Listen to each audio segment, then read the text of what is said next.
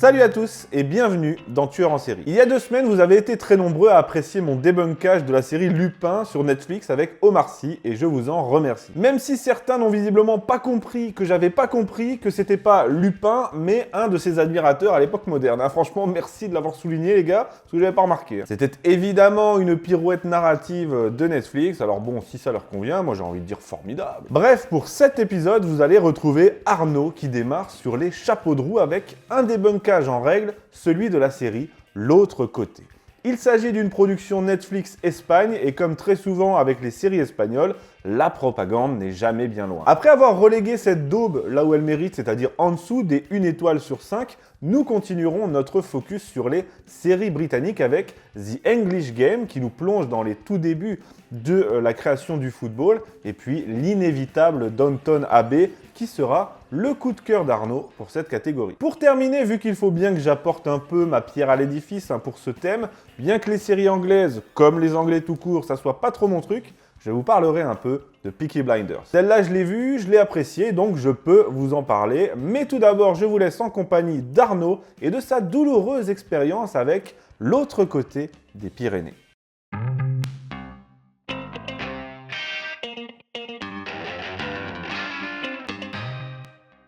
Bonjour. Pour un scénario, quand on est en panne d'inspiration, heureusement, il reste la Seconde Guerre mondiale. Il suffit de faire un copier-coller et de le transposer dans le futur et le tour est joué. C'est ce que Netflix Espagne a tenté de faire avec la série L'autre côté. Malheureusement, l'exercice est tellement caricatural qu'il dessert le but poursuivi. Talleyrand disait « Tout ce qui est excessif est insignifiant ». Côté excès, on est servi. Alors, on entre dans les détails. En 2045, après une 3e guerre mondiale, la planète est partiellement détruite. L'Espagne, comme le reste du monde occidental, a été poussée vers un régime dictatorial à cause du manque de ressources naturelles. La vie à la campagne est impossible et en ville, un mur sépare les puissants des autres. Les riches vivent dans un ghetto protégés par des sortes de SS en culotte de cheval alors que les pauvres meurent de faim et de soif. Mais comme si cela ne suffisait pas, on double le burlesque par une lutte des classes bon teint. Prenons une petite perle de ce bijou. Dans le premier épisode, à 51 minutes 17, le fils décadent d'un ministre qui mange un plat démesurément grand s'adresse à un domestique affamé en disant « Je vous laisse le gras, je ne le mange pas ». Bien entendu, les riches partousent alors que les pauvres s'aiment d'amour authentique. Tous les codes sont repris sans se soucier de l'effet contre-productif de l'accumulation. Cabaret avec des putes à soldats, petite fille violée par le général, zone libre, ticket de rationnement d'eau pour les pauvres et fontaine digne du château de Versailles pour les riches. C'est un tel condensé de clichés que cela devient burlesque et que cela se retourne contre l'objectif recherché. Tourné avant le Covid, la seule chose prophétique et qui fait son succès est l'intégration d'une pandémie dans le scénario. L'épidémie de norovirus, c'est ainsi qu'elle s'appelle, est combattue par un couvre-feu, des dépistages obligatoires, la suppression des libertés de déplacement, bref, presque tout ce qu'on vit en ce moment. Si la série s'était contentée de traiter le sujet de l'épidémie, elle aurait pu réussir son coup. Mais les producteurs ont voulu en faire trop au prix de nombreuses incohérences. Prenons un exemple. Dans l'épisode 2, à 21 minutes, alors qu'il n'a pas d'eau comme tous les pauvres, on voit l'acteur principal dans le rôle du résistant rouler avec une moto Triumph flambant neuf, hors de prix. Puis, sa copine Sarah, qui a des vêtements en guenilles, mais quand elle se déshabille, on découvre qu'elle a des sous-vêtements de luxe. Dans le même épisode, à 50 minutes, les résistants qui sont dénués de tout ont des bombes pour taguer sur les murs. Même pour vous, je n'ai pas pu finir la saison, tant tout cela est consternant de nullité. Le résultat ne vaut même pas 1 étoile. Maintenant, je poursuis notre focus sur les séries anglaises commencées il y a 2 semaines avec The English Game, sorti fin 2020 sur Netflix.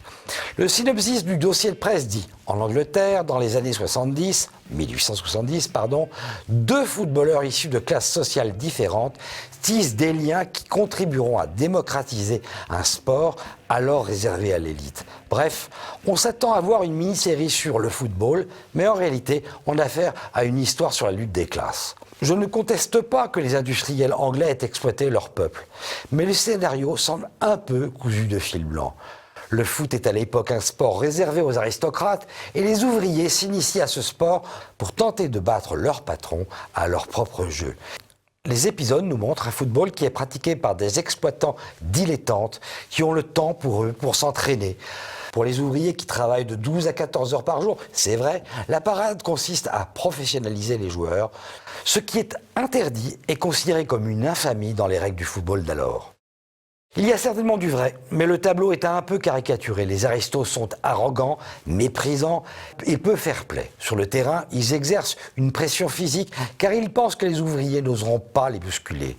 Les ouvriers ont toutes les qualités, pas comme les méchants aristos. Et voilà qu'une amitié se noue entre un aristo et un ouvrier. Bref, cela fait un peu comme si tous les gars du monde voulaient se donner la main.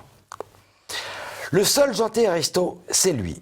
L'ouvrier est basé sur Fergus Sutter, un personnage historique réel, qui est le premier footballeur professionnel. Si le scénario est un peu faiblard, les images sont en revanche magnifiquement tournées avec des décors et des costumes splendides. Moi qui ne suis ni fan de foot ni de ce scénario, j'ai pris grandement plaisir à regarder The English Game uniquement pour l'esthétique. Il est vrai que le réalisateur est celui de Downton Abbey. Pour cela, et pour son esthétique donc, j'ai mis 3 étoiles, ce qui est un point de moins que les téléspectateurs. Downton Abbey, qui est mon coup de cœur pour cet épisode de Tueur en série.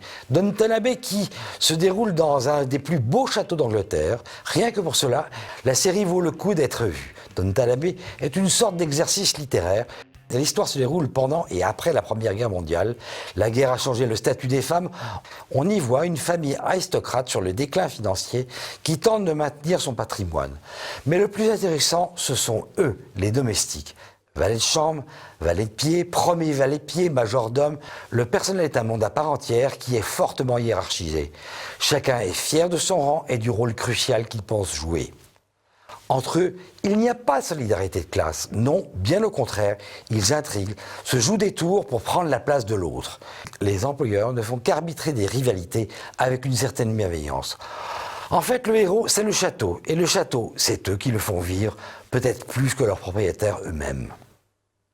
Downton Abbey, c'est 6 saisons aussi belles qu'intéressantes et la série britannique la plus nominée dans l'histoire des Emmy Awards à sa sortie. Sur l'ensemble des 6 saisons, la série cumule 15 Emmy remportés et 69 nominations. La série est notée 4,5 par les téléspectateurs, c'est tout à fait mérité. À bientôt.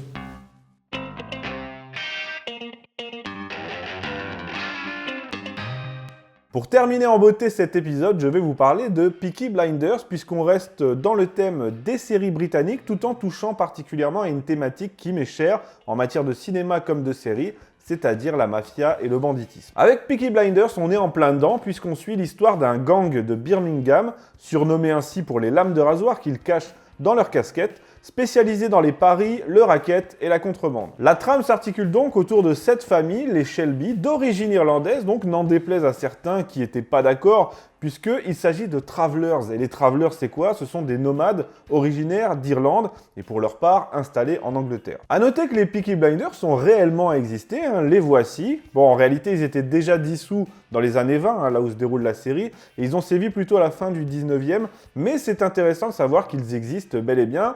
Et d'ailleurs, le créateur de la série, Stephen Knight, avait des grands-oncles de son père qui étaient liés à ce redoutable gang. Bon alors la première chose qui ressort pour moi en tout cas de cette série produite par la BBC, c'est l'ambiance, les décors, l'atmosphère. C'est tout simplement splendide. On est en plein cœur de l'Angleterre industrielle des années 20 et ça claque. Bon, en soi, c'est pas beau, c'est l'Angleterre, c'est gris, c'est sale, c'est enfumé, mais à l'écran, cet univers a été magnifiquement rendu. La deuxième chose pour moi qui tranche à merveille en plus avec tout cet univers, ce sont les vêtements portés par les Shelby. Quelle classe incroyable, surtout au milieu de toute cette poussière. Pour vous dire, ça m'a tellement marqué que juste après avoir vu la série, j'ai été aussitôt m'acheter un manteau mi-long et une casquette. Ouais, je sais, en matière de série, je suis totalement influençable. D'ailleurs, heureusement que j'ai pas fait ça à l'époque de Son of Anarchy, parce que j'aurais eu l'air d'un con vu que j'ai pas de moto. Enfin, si je devais ajouter une troisième grande qualité, c'est le personnage de Thomas Shelby,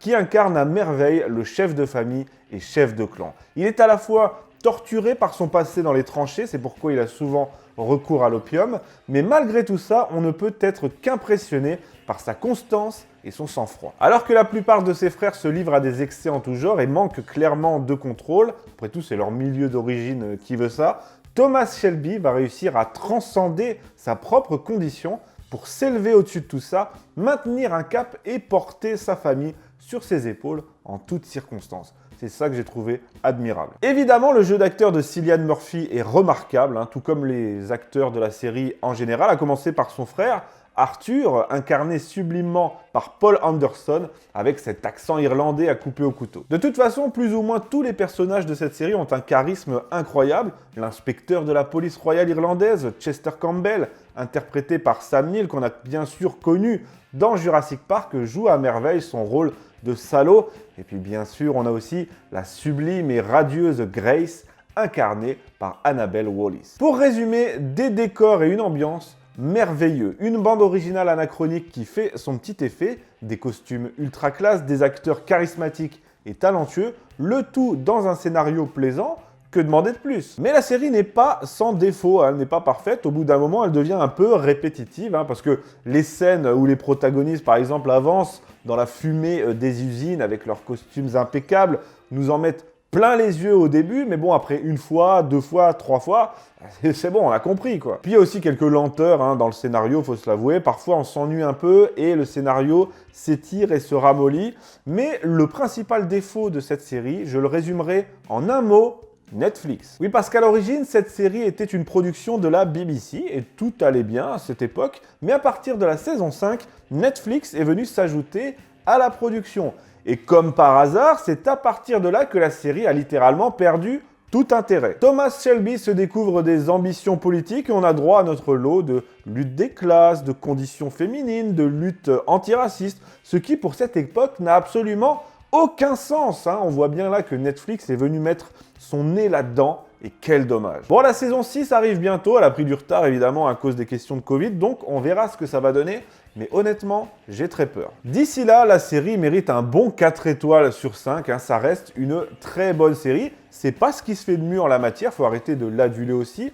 Par exemple, dans le même domaine, il y a des choses comme Boardwalk Empire que je trouve nettement supérieur, mais néanmoins ça reste bien sûr une excellente série. Merci d'avoir suivi cet épisode de Tueur en série, j'espère qu'il vous a plu. Si vous avez des remarques, des commentaires, si vous n'êtes pas d'accord avec moi ou avec Arnaud, l'espace commentaire est là pour ça. Allez, à bientôt dans Tueur en série.